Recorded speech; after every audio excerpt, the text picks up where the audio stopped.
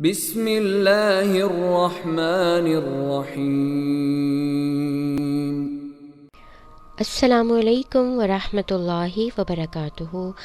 عزیز طلباء، میں ہوں آپ کی معلمہ حنا رشید۔ مضمون ہے ہمارا اسلامیات لازمی۔ عزیز طلباء، آج کے لیکچر میں ہم سورہ انفال کا تعارف دیکھیں گے۔ سورہ انفال قرآن مجید کی 8ویں سورت ہے اور یہ مدنی سورت ہے۔ مدنی سورت دراصل وہ سورت ہوتی ہے کہ جو مدینہ میں نازل کی گئی ہو۔ اسی طرح بہت سی صورتیں مکی صورتیں ہیں، اور مکی صورتیں وہ ہوتی ہیں جو مکہ مکرمہ میں نازل کی گئی نبی صلی اللہ علیہ وآلہ وسلم پر۔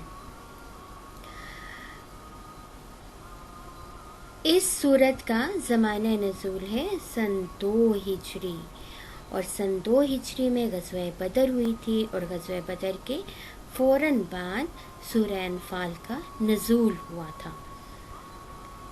اس سورت کے رکوع 10 ہیں، آیات کی تعداد 75 ہے، اور یہ پارہ نمبر 9 اور 10 میں پائی جاتی ہے۔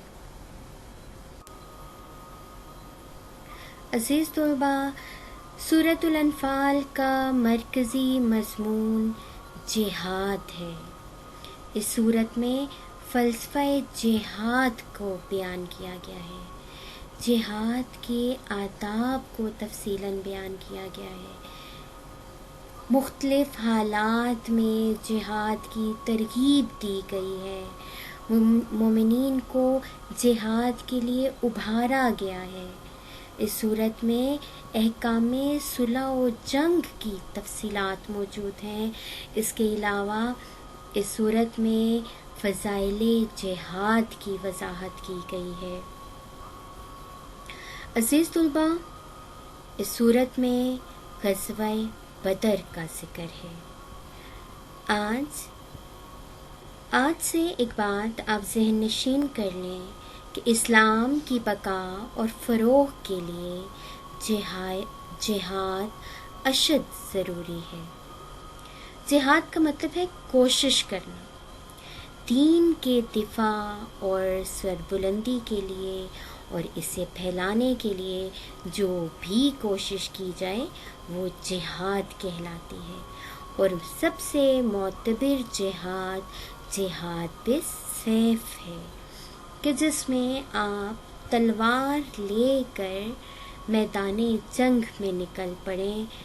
اصحاب بدر وہ 313 افراد تھے جو اللہ تعالیٰ پر ایمان رکھتے تھے، اور اللہ پر ایمان کے بھروسے وہ 1000 کے لشکر کے سامنے ڈٹ گئے، تو اللہ تعالیٰ نے بھی انہیں اکیلا نہ چھوڑا، انہیں بے یار و مددگار نہ چھوڑا، بلکہ انہیں فتح یاب کیا۔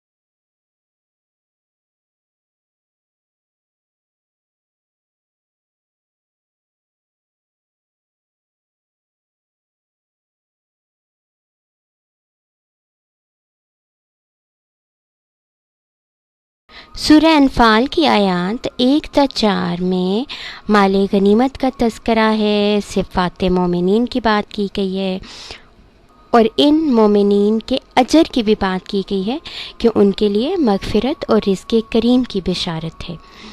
آیات 5 تا 14 میں جنگ بدر کا پس منظر بیان کیا گیا ہے اور مقاصد جنگ بیان کیے گئے ہیں۔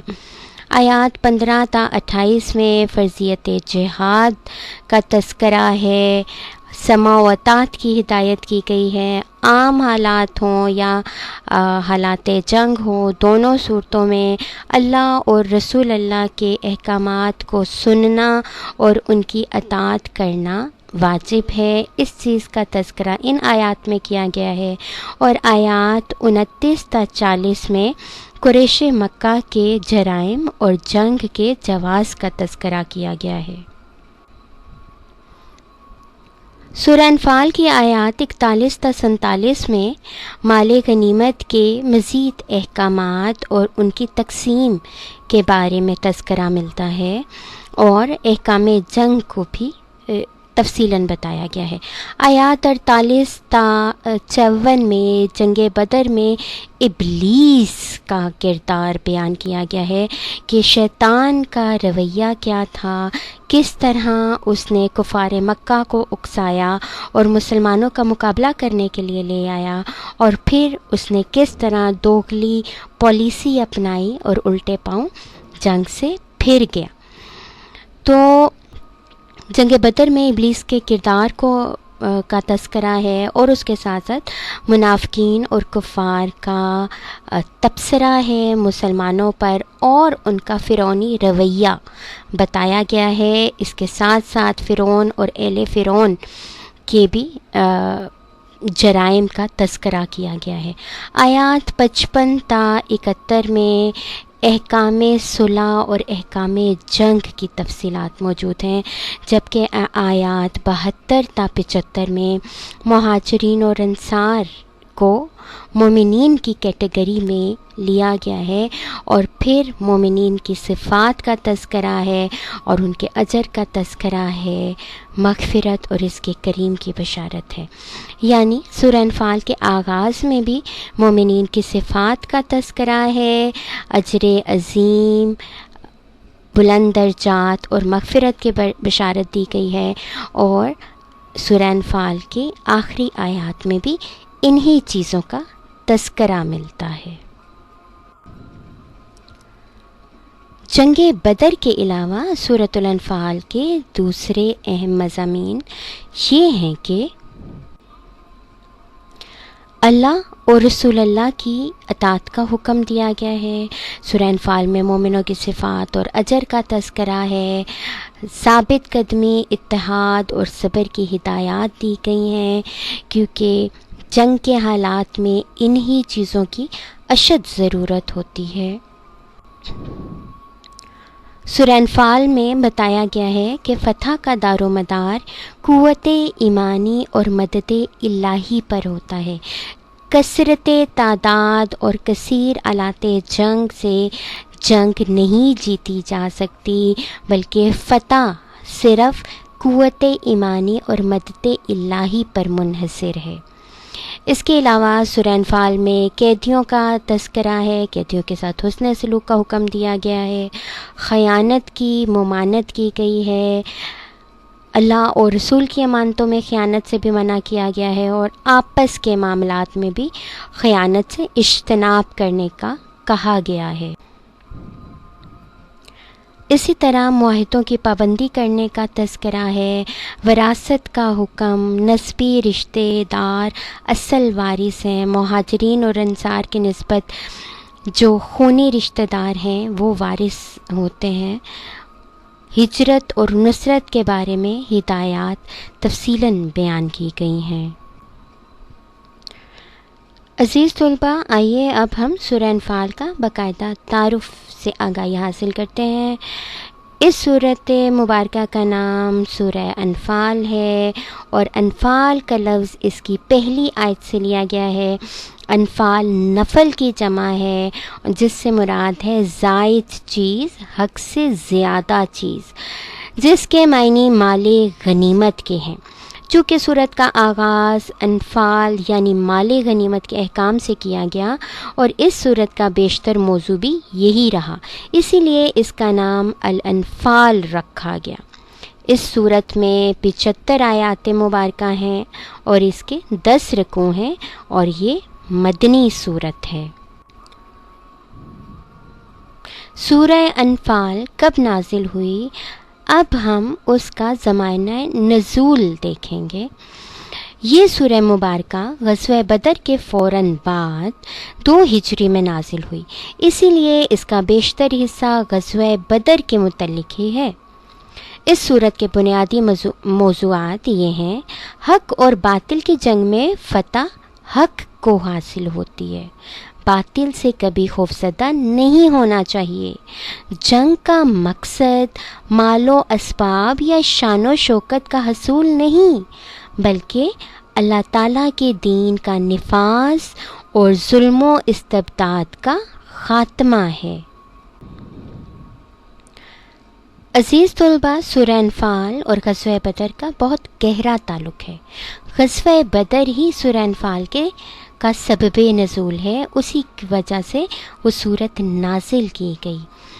دراصل آپ سب جانتے ہیں مسلمان 13 سال مکہ میں وقت گزار کے آئے تھے، جہاں پہ انہیں ظلم و ستم کا نشانہ بنایا جاتا تھا، اور جب وہ ہجرت کر کے آئے تو ان کے مال اسباب، گھر بار، مال مویشی سب کچھ کفار مکہ نے اپنے قبضے میں کر لیا تھا۔ وہ خالی ہاتھ لٹے ہوئے مدینہ پہنچے تھے اور وہاں پہ انصار مدینہ نے اپنی باہیں ان اپنے بھائیوں کے لیے کھول دیں اور مواخات مدینہ ہوئی، اور اس طرح مسلمان جو ہے مہاجرین جب مکہ سے مدینہ ہجرت کر کے آئے تو انہوں نے مدینہ میں اپنے پاؤں جما لیے انصار کی مدد سے۔ اور اس کے ساتھ ساتھ مسلمان جب اپنی نوزائیدہ ریاست مدینہ میں قدم جمانے میں کامیاب ہو گئے تو کفار کو یہ بات کسی طور بھی گوارا نہ تھی۔ وہ ہر وقت طاق میں رہتے تھے۔ انہی حالات میں کفار مکہ کا ایک قافلہ جو بھاری ساز و سامان پر مشتمل تھا، جس کے ساتھ 50,000 اشرفی کا مال تھا اور 30-40 سے زیادہ محافظ نہ تھے، شام سے مکہ کی طرف پلٹتے ہوئے اس علاقے میں پہنچا جو مدینہ کے قریب تھا۔ چونکہ مال زیادہ تھا مگر محافظ کم تھے، ابو سفیان جو اس قافلے کا سردار تھا بڑی ہوشیاری سے اس نے کام لیا اور ایک آدمی مدد کے لیے مکہ کی طرف دوڑا دیا تاکہ مسلمان اس پر حملہ نہ کر دیں۔ اس شخص نے مکہ پہنچتے ہی عرب کے قدیم قاعدے کے تحت اپنے اونٹ کے کان کاٹ ڈالے اور اپنی قمیض آگے پیچھے سے پھاڑ کر شور مچانا شروع کر دیا، اور اس کے ساتھ ساتھ اس نے یہ کہنا شروع کیا، قریش والو اپنے قافلہ تجارت کی خبر لو، تمہارے مال جو ابو سفیان کے ساتھ ہیں، محمد صلی اللہ علیہ وسلم اپنے آدمی لے کر ان کے در پہ ہو گئے ہیں، مجھے امید نہیں کہ تم انہیں پا سکو گے، دوڑو دوڑو مدد کے لیے دوڑو۔ یوں 1000 پر مشتمل افراد قافلے کی مدد کے لیے نکل پڑے، اور وہ جو 1000 پر مشتمل لوگ نکلے تھے وہ ایک جنگی لشکر تھا جو مسلمانوں سے لڑنے کے لیے اور اپنے قافلے کی حفاظت کے لیے نکلا تھا۔ ادھر مکہ سے وہ جنگی لشکر روانہ ہوا تو دوسری طرف ابو سفیان بحفاظت ساز و سامان لیے مکہ پہنچ گیا۔ ادھر سے مسلمان بھی اٹھ کھڑے ہوئے۔ ابو جہل کے بھڑکانے پر بدر کے مقام پر دونوں قافلوں کی زبردست ٹکر ہوئی، یعنی ایک قافلہ مسلمانوں کا قافلہ تھا اور دوسرا ابو جہل کا جنگی لشکر تھا۔ تو جنگی ساز و سامان کیا تھا؟ مسلمان 313 تھے، کفار کی تعداد 1000 پر مشتمل تھی، جن کے پاس 100 گھوڑے اور 600 زرہیں تھیں، اونٹ کثرت سے تھے، لشکر کا سپہ سالار ابو جہل بن ہشام تھا، یہ حالات تھے جن میں غزوہ بدر رونما ہوا۔ سورہ انفال میں اللہ رب العزت نے تبصرہ فرمایا ہے۔ اس سورت کا زیادہ تر حصہ اسی جنگ کے متعلق ہے۔ عزیز طلباء، جنگ بدر 17 رمضان المبارک 2 ہجری میں لڑی گئی تھی اور مسلمانوں کے لشکر کے سپہ سالار حضرت محمد صلی اللہ علیہ وآلہ وسلم تھے۔ آئیے ذرا جلدی سے جنگ بدر کا خاکہ دیکھ لیتے ہیں۔ جنگ بدر 17 رمضان المبارک سن 2 ہجری میں لڑی گئی، اور کہاں لڑی گئی؟ یہ مدینہ کے جنوب مغرب میں واقع میدان بدر میں لڑی گئی تھی۔ متحاربین کون کون تھے؟ ایک طرف مسلمان تھے مدینہ کے، دوسری طرف کفار تھے مکہ کے، قریش مکہ۔ جنگی سپہ سالار، مسلمانوں کے سپہ سالار حضرت محمد صلی اللہ علیہ وآلہ وسلم تھے، اور کفار کا سپہ سالار ابو جہل تھا۔ جنگی لشکر کی تعداد، مسلمانوں کی تعداد 313 تھی، جبکہ کفار کی تعداد 1000 تھی۔ بظاہر دیکھنے میں مسلمان کم ہیں، کفار بہت زیادہ ہیں، لیکن نتائج آپ کو دیکھ کر حیرانگی ہوگی کہ 313 مسلمان تھے، لیکن جن میں سے 14 شہید ہوئے اور باقی سب غازیان اہل اسلام کو فتح نصیب ہوئی، جبکہ کفار کے 70 آدمی ہلاک ہوئے، 70 قیدی بنا لیے گئے، اور باقی جو 860 لوگ تھے کافروں کے، وہ میدان جنگ سے فرار ہو گئے، اور اس طرح اہل کفر کو شکست ہوئی۔ علامہ اقبال نے کیا خوب کہا ہے، کافر ہے تو شمشیر پہ کرتا ہے بھروسہ، مومن ہے تو بے تیغ بھی لڑتا ہے سپاہی۔ جو جنگی لشکر مکہ سے آیا تھا وہ بڑے غرور میں مبتلا تھا کہ ہم میں تعداد ہمارے لشکر کی بہت زیادہ ہے، آلات جنگ ہے، ساز و سامان ہے، کھانے پینے کی کمی بیشی نہیں، اور آج کوئی ہم پہ غالب نہیں آ سکتا۔ اور جبکہ دوسری طرف مسلمان بے سر و سامانی کے عالم میں، بہت کم سواریاں، بہت کم آلات جنگ، لیکن پھر بھی جو چیز مسلمانوں کے پاس تھی وہ اللہ پر بھروسہ، اعتماد اور یقین تھا، اور اللہ نے بھی وہ بھروسہ، وہ اعتماد، وہ یقین ٹوٹنے نہیں دیا، مومنوں کی مدد کی، اور مومنین سرخرو ہوئے اور فتح یاب ہوئے۔